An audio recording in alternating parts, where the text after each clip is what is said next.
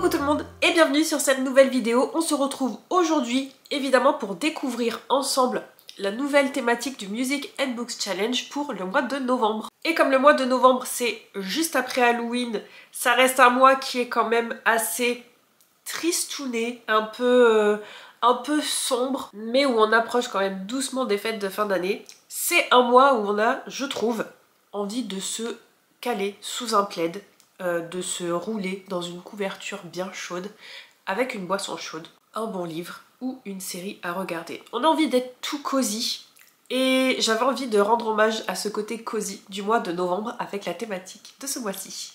Et ça tombe très bien puisque très récemment est sorti le 3e volet de Little Nightmares, un petit jeu tout cosy, tout mignon et absolument terrifiant, où on fait évoluer notre personnage dans différents chapitres et dans différents décors, tous plus angoissants les uns que les autres, et la bande son est ultra importante. Personnellement, je découvre ce jeu en let's play pour chaque volet parce que c'est tellement terrifiant, ça me fait tellement peur que je ne peux pas jouer à ce genre de choses et de toute façon j'ai plus vraiment le temps ni l'envie de jouer à des jeux vidéo.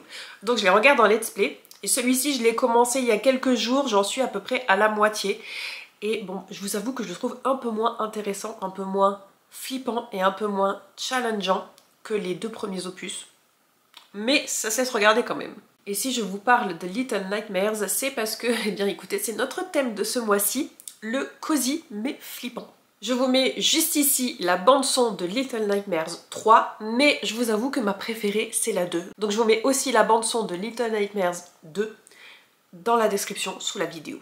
Donc en novembre, on reste cosy, mais on se fait un petit peu flipper quand même. Et le but ça va être donc de lire des romans soit cosy avec des sorcières, des créatures magiques, des choses qui font un petit peu peur, soit carrément des romans d'horreur.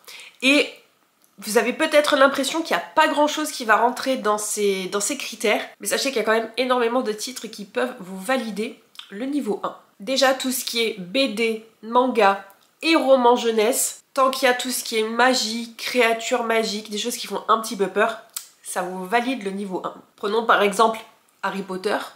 C'est ultra cosy, c'est jeunesse, mais ça fait quand même un petit peu peur puisque dès le tome 1, on rencontre Voldemort, et alors la rencontre avec Voldemort dans le tome 1, elle est, je trouve, assez flippante. Imaginez qu'on a lu ça quand on était gamin. Tout ce qui est lecture, cosy, cocooning, ça fait partie aussi du niveau 1. Mettons par exemple La Société très secrète des sorcières extraordinaires, ça le fait. Il y a une sorcière, il y a une enquête en plus, il y a des choses pas forcément flippantes mais un petit peu malaisantes. Ça le fait.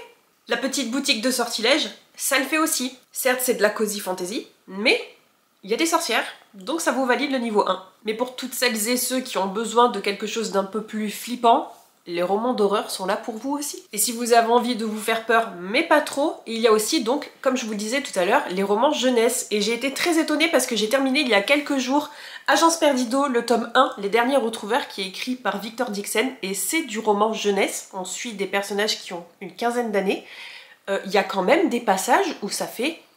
Alors c'est pas absolument terrifiant, mais je vous avoue que moi, qui ai 20 ans de plus que les personnages principaux, j'étais pas très tranquille. Bref, vous l'avez compris, pour valider votre niveau 1 du challenge, donc une lecture qui n'est pas la lecture choisie par le book club, vous avez quand même l'embarras du choix au niveau du genre littéraire. Et pour ce qui est de la sélection que j'ai proposée au book club justement, eh bien on va démarrer tout de suite. Comme d'habitude, il y a 4 titres que j'ai essayé de varier au niveau du genre littéraire et cette fois-ci aussi au niveau du cosy et de l'horreur. Je voulais qu'il y en ait un petit peu pour tous les goûts.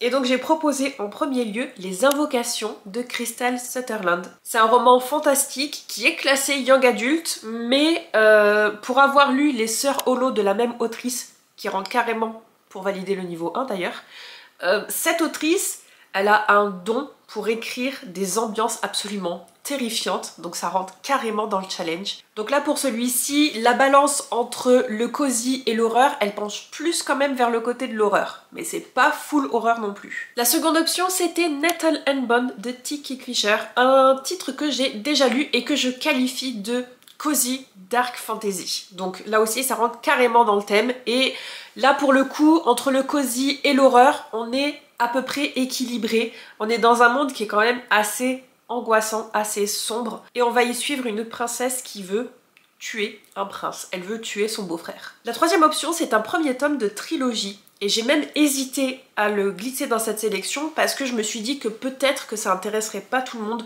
de démarrer une nouvelle série.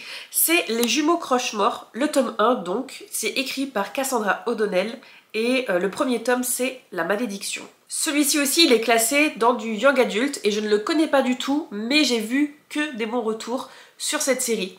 Du moins sur le premier tome, je sais plus si je m'étais penchée sur la suite. Mais apparemment ça plaît beaucoup. Et donc ici on va suivre évidemment des jumeaux. Il y a une fille et un garçon qui sont adolescents. Et alors je sais plus trop pour quelle raison, ils se retrouvent à habiter dans le manoir des grands-parents. Avec les grands-parents. Mais il y a des choses bizarres qui se passent. Et enfin le dernier titre que je vous proposais c'était L'Amulette de Michael McDowell qui vient de sortir. C'est donc le dernier McDowell qui est publié par les éditions Monsieur Toussaint l'Ouverture, mais c'est le premier que l'auteur a écrit. Et je pense que comme d'habitude Michael McDowell il va nous raconter des choses absolument atroces et du coup des morts absolument atroces mais de façon tout à fait banale. J'adore ce style d'écriture un peu conte pour adultes mais il se passe des choses juste atroces. Et bien écoutez, j'étais assez surprise, mais les votes sont clos depuis 2 heures pour moi, un petit peu moins de 2 heures.